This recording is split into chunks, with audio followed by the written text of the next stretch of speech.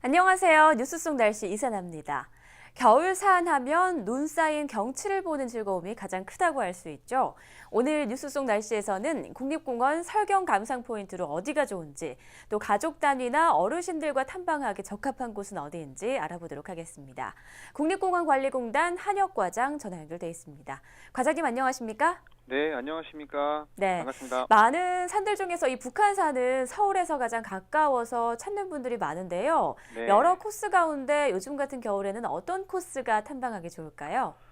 네, 겨울철 탐방하기 좋은 코스를 보면요. 먼저 그 우이동에서 시작하는데 우이분수에서 백운대 올라가는 코스가 좋고요. 네, 그리고 이제 구기동에서 올라가는 구기분수에서 대남문까지 올라가는 코스, 그리고 북한산성에서 북한성 계곡을 통해서 대남문 올라가는 코스, 이 코스 세 코스가 이제 가장 좋다고 볼 수 있는데요. 네. 그쪽 북한산성에서 보면 그 왼쪽으로 이렇게 들어가야지 이제 북한산성 계곡을 들어가는데 잘못해서 오른쪽으로 들어가서 의상 능선을 타게 되면 굉장히 위험하기 때문에 이런 네. 점도 좀 대비를 하셔야 됩니다.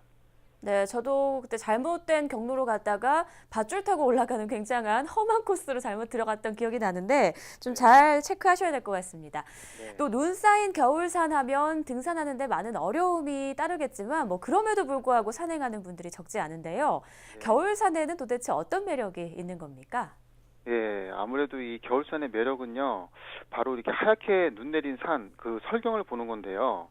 뭐 눈이 많이 왔을 때 이렇게 산행을 하면 이제 온 세상이 하얗지 않습니까? 네. 예, 그러면 눈앞에 펼쳐지는 그런 눈꽃 세상, 그리고 마치 구름 위를 걷는 듯한 그런 느낌, 그리고 그런 것들이 이제 몸과 마음이 힐링이 되는 것 같습니다. 그런 것들을 보면 또 네. 몸과 마음이 깨끗해지는 그런 느낌 때문에 아마 겨울산을 찾는 것 같고요.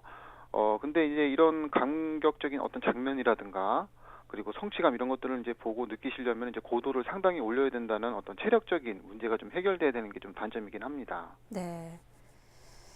그런데 또 체력이 안 되는 분들은 겨울산에 오르기가 상당히 어려운데요. 굳이 힘든 산행을 하지 않고 좀 겨울산을 만끽할 수 있는 방법 없을까요? 아, 예, 맞습니다. 요즘 어떤 현대인들 같은 경우는 도시 생활에 굉장히 익숙해져 있는데요. 어떤 순수한 자연의 모습이 약간 두렵고 위험할 수도 있거든요. 그래서 오히려 어떤 시설이라든가 어떤 사찰 중심의 그런 저지대 탐방을 한다거나 이런 북한산 국립공원에 조성되어 있는 둘레길 이런 쪽으로 해서 둘러보시는 것도 굉장히 좋고요. 그리고 이제 국립공원에 보시면 케이블카가 설치된 곳이 있습니다. 그래서 네. 이런 시설을 이용해서 고도를 상당히 올리는 것도 좋은 방법이 되겠고요. 단지 이제 겨울철에 날씨가 이제 좀 심하게 변하기 때문에 현지 기상이 어떻게 변하는지 계속해서 체크를 해야 되고 기상 정보를 내가 가지고 있는 기상 정보를 계속해서 업데이트해야 되는 이제 그런 것들도 준비를 해주셔야 됩니다. 네. 뭐 힘든 산행이건 아니면 밑에서 다른 유적지를 감상하건 일단 날씨 정보는 꼭 체크하고 가시는 게 좋겠네요. 네, 뭐 눈 내린 겨울산 다 멋있겠지만 특히 덕유산에는 눈이 많이 내리는 편이어서 설경을 구경하려는 사람들이 많다고 들었습니다. 네. 덕유산 국립공원을 잘 즐기는 방법이 있다면 소개해 주시죠. 아, 예, 덕유산 국립공원 잘 아시겠지만 우리나라에서 가장 많이 눈이 온 곳 중에 하나지 않습니까? 네. 보통 우리가 동계올림픽 유치 후보지 중에 평창과 무주가 있었는데 그 중에 하나잖아요. 네.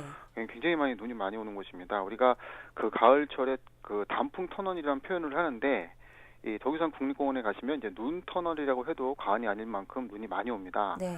이런 아름다운 자연 환경을 배경으로 할 수 있는 이제 탐방들이 있는데요.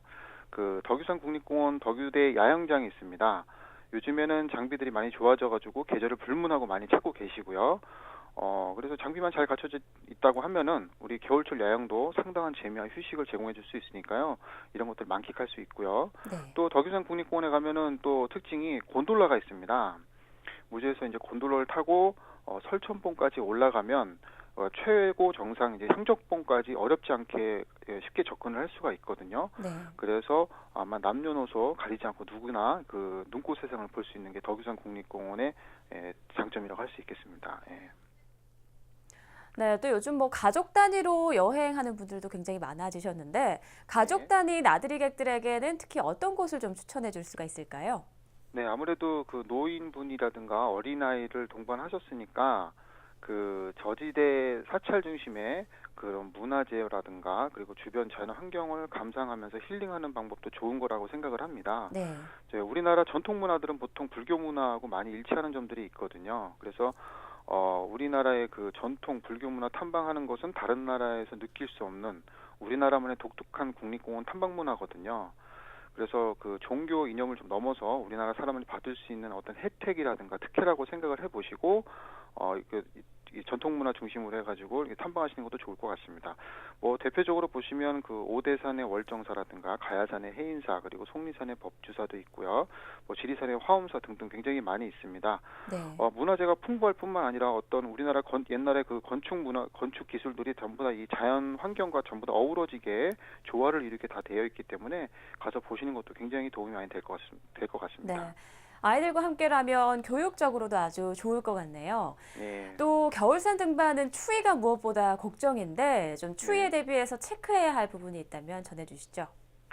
예, 아무래도 그 겨울산이다 보니까 아마 체온 유지하는 게 가장 중요하거든요. 네. 아마 이 겨울 산행의 가장 핵심 기술은 36.5도 이 체온을 유지를 어떻게 하느냐가 가장 아마 관건인 것 같습니다. 네. 그래서 속건성 있는 기능성 있는 그 네이도 준비를 하셔야 되고요. 또 여러 겹의 보온복도 준비를 하셔야 되고요.